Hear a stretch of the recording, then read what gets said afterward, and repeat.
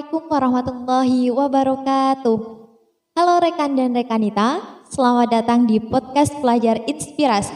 Podcastnya mereka yang selalu mau belajar.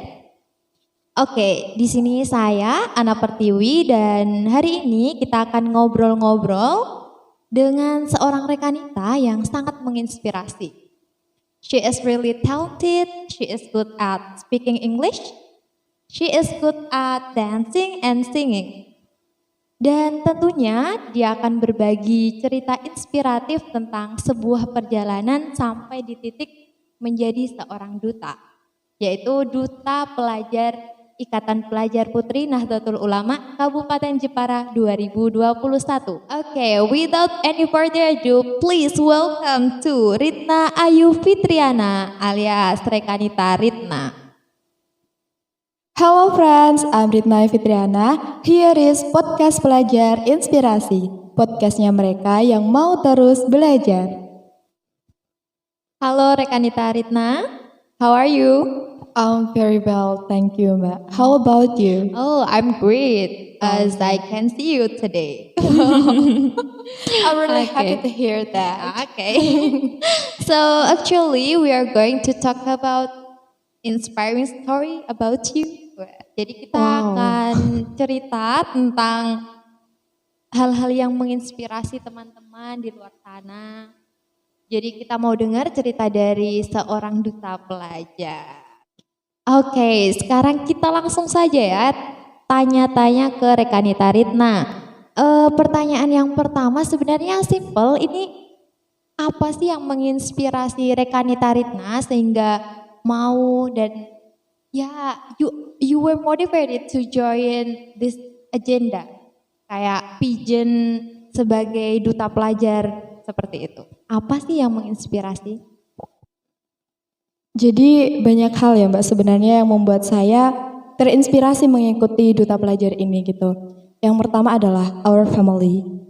Ya, kenapa saya bisa bilang keluarga saya sangat menginspirasi saya? Karena jujur saja ibu dan juga ayah saya pernah memimpikan mempunyai seorang anak yang bisa membantu sesama, yang bisa menjadi role model seperti itu. Dan I think this is the best way for me to make them proud gitu. Jadi benar-benar ya dengan ini saya berharap orang tua saya benar-benar bisa bangga terhadap saya seperti itu. Lalu kedua adalah yang menginspirasi saya itu remaja saat ini Mbak. Kita sadari atau kita nggak sadari itu banyak sekali remaja-remaja yang seumuran tentunya ya Mbak. Itu mereka lebih asik, lebih enjoy dengan budaya barat seperti itu. Memangnya ada apa dengan remaja saat ini? Ya, as you know that this is 5.0 ya Mbak, era society. Jadi remaja saat ini mereka ahli menggunakan teknologi seperti itu, media sosial, teknologi dan lain sebagainya. Akan tetapi mereka secara tanpa kita sadari, mereka lebih enjoy dan lebih menguri-nguri, bukan menguri-nguri ya, tapi mereka lebih asik gitu menggunakan gadget semacamnya gitu ya. Semacam itu dan mereka lebih enjoy dengan budaya barat seperti itu Mbak. Jadi ya saya ingin Mbak, meluruskan niat lagi kembali untuk para remaja ini bisa menguri-nguri budaya yang ada di Jawa ini terutama di Jepara seperti itu. Oke, budaya yang seperti apa sebenarnya yang ingin diuri-uri seperti itu? Ya, di Jepara ini kan kita terkenal dengan kota yang penuh dengan budaya, penuh dengan cerita seperti itu.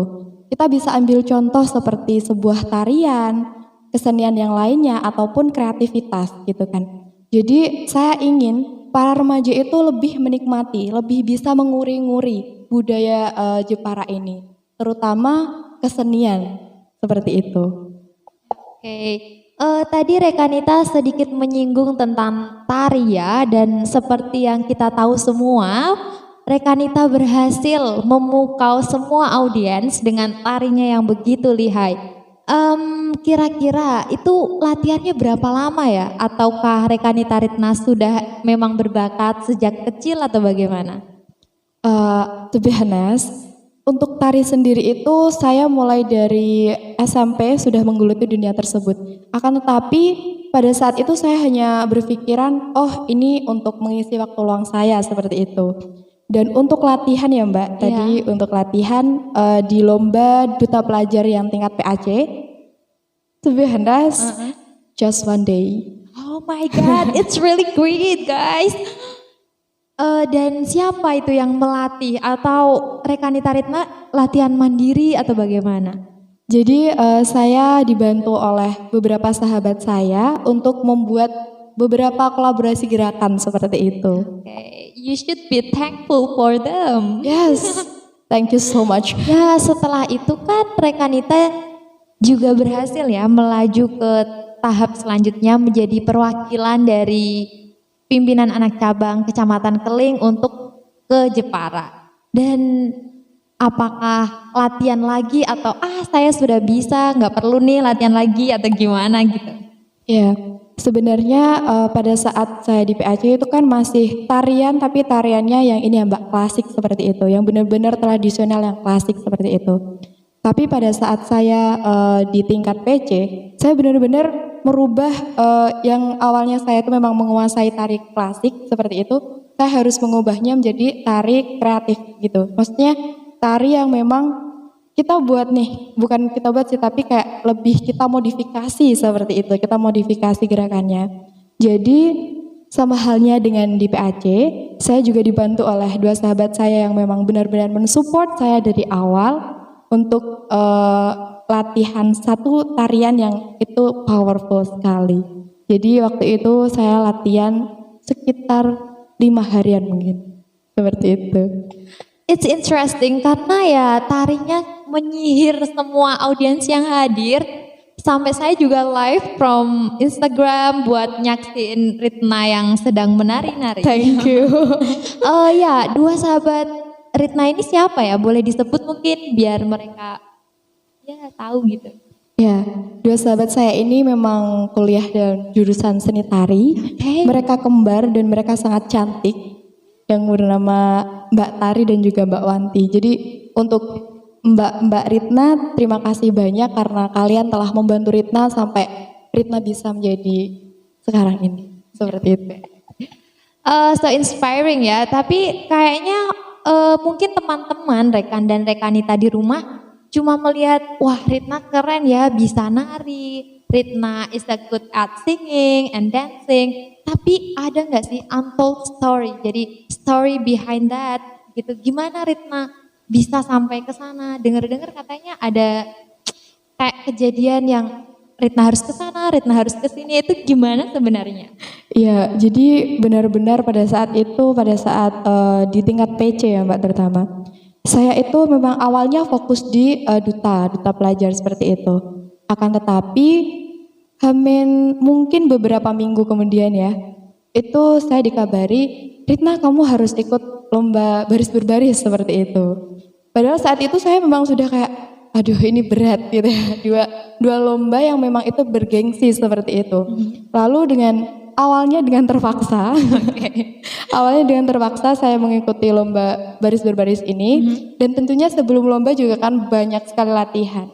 Jadi dari siang ke sore saya latihan LBB seperti itu, lalu malam habis maghrib sampai malam saya latihan nari. Itu setiap hari seperti itu. Jadi memang benar-benar waktunya itu terkuras ya Mbak. Lalu pada saat H-2 lomba duta pelajar di Kabupaten Jepara, ternyata peserta yang mengikuti lomba baris berbaris ini harus mengikuti diklat tama Mbak. Okay. Jadi benar-benar kayak wah, what should I do like that? Saat itu Ritna udah diklat tama atau belum? Belum tentunya. Okay. Terus gimana tuh, kayaknya seru banget. Iya, jadi di sana ya banyak drama yang nangis-nangis seperti itu ya, karena memang I'm very tired about that like that. Jadi Ritna bener-bener aduh aku capek gitu Mbak.